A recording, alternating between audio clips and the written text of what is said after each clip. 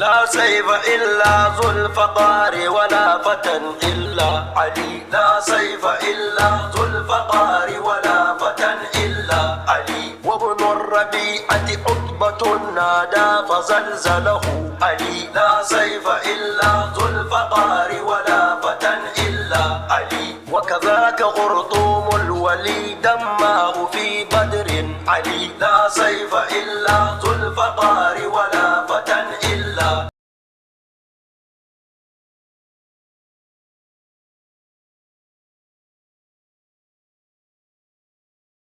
الصلاة والسلام على رسول الله أم حسبت أن أصحاب الكهف والرقيم كانوا من آياتنا عجبا tsokaci dangane da abin da Aisha Izzasu kuma yanzu ta zama malama Aisha Izzasu na'am dangane da abin da ta yi na daga taya mu munna bisa ga wannan wata na zagayowar haihuwar Imamu Ali alayhi salatu wassalam. Wannan abin da ta yi Allah ya saka mata da alkhairi kuma da yawun ɗan kafu gabaki daya da yawun Maulana Amirul Wa'izina Allah ya saka mata da alkhairi kuma albarkacin wannan Allah ka yayi mata Allah ka shafi mata duk zunubanta gabaki kuma Allah ka shafi mana gabaki wannan abin da ta yi ta buga babban misali wanda kafin ita a cikin waɗanda suke shirya tamsiliya bi ma'ana abin da ya shafi harkar fina-finai babu wata wadda na taba kiyayewa ko wani namiji wanda ya taba yin irin wannan wannan ta nuna lallai masoyin manzon Allah ce ta gaskiya wannan abin da ta Allah zai dada girmama alƙadarinta wannan abin da ta Allah zai dada girwata mata a cikin rayuwa abun mamaki wai wadda take fim ma ta fahimci wai ita kawai dan ta fito ta ce ina munna da zagayowar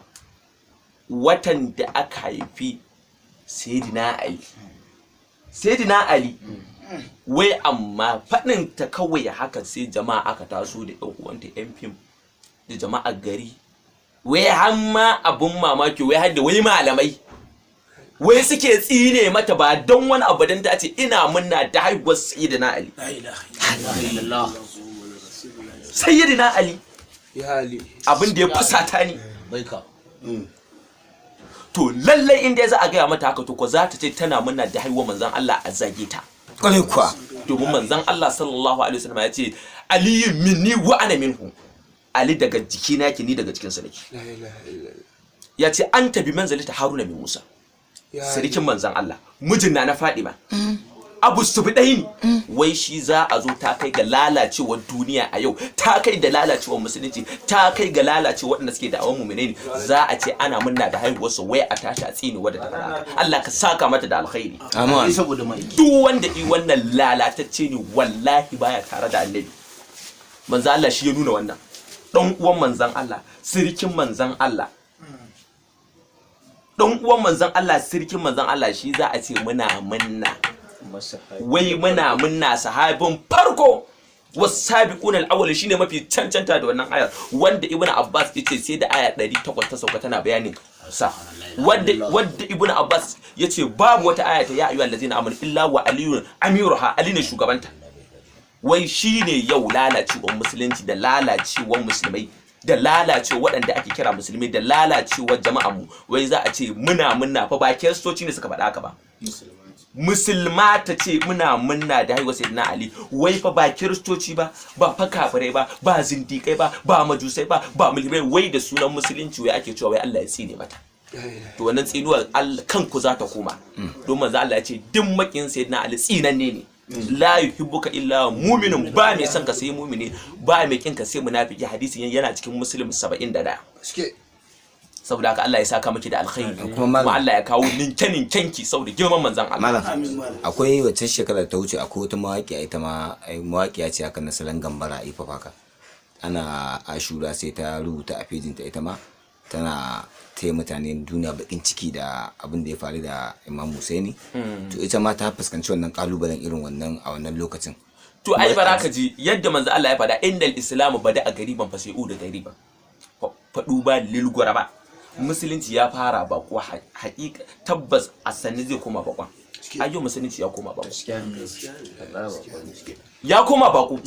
in dai za a kalli ahalin manzon Allah wanda Allah ta'ala yake cewa inna ma yuridu Allahu li yuzhiba ankum rijsa ahlal bait a ce da su wai dan an ce muna munna da su a ce Allah ya tsino mutum yaya sunan an tashi daga musulunci an koma fasikanci an tashi daga musulunci an koma kafirci an tashi daga musulunci an koma shashanci Allah ya saka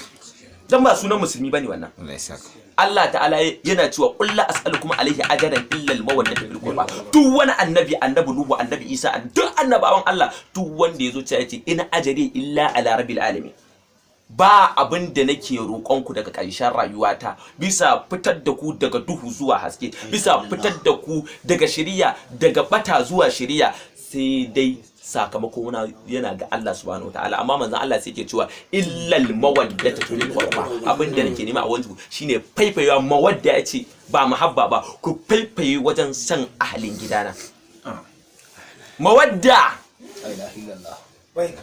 wa man yaktarib hasanatan nazil lahu fiha husna Allah ce duk wanda ya dada da kyakkyawa soyayyarsa ta kai gaci a gidan aljanna za mu saka masa Allah ya saka to Allah ka sakanta mata ita ma da gidan aljanna Allah kuma ka dada girmama alƙadarinta wai wanda zai farin ciki da haihuwar sayyidina Ali shi ake gaya haka wanda zai farin ciki da haihuwar na Fadima to lallai za a yi farin ciki da haihuwar manzo Allah ka tsira wa mutum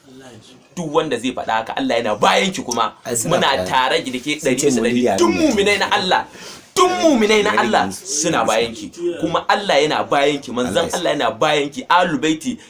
kususan sayyidina rasulullahi na Fadima sayyidina Ali Al-Hasan da Usaini waɗannan suna bayan ki kuma duk wani sahabi na kirki yana bayan ki Allah ya saka miki da alkhairi kuma Allah ya dada girmama alƙadarin ki kuma Allah ya dada tabbatar da ke bisa ga wannan hanya kuma Allah ya baki miji ki aure Allah kuma ya girmama ki a bisa dukkanin su gabaki da saboda girman manzon Allah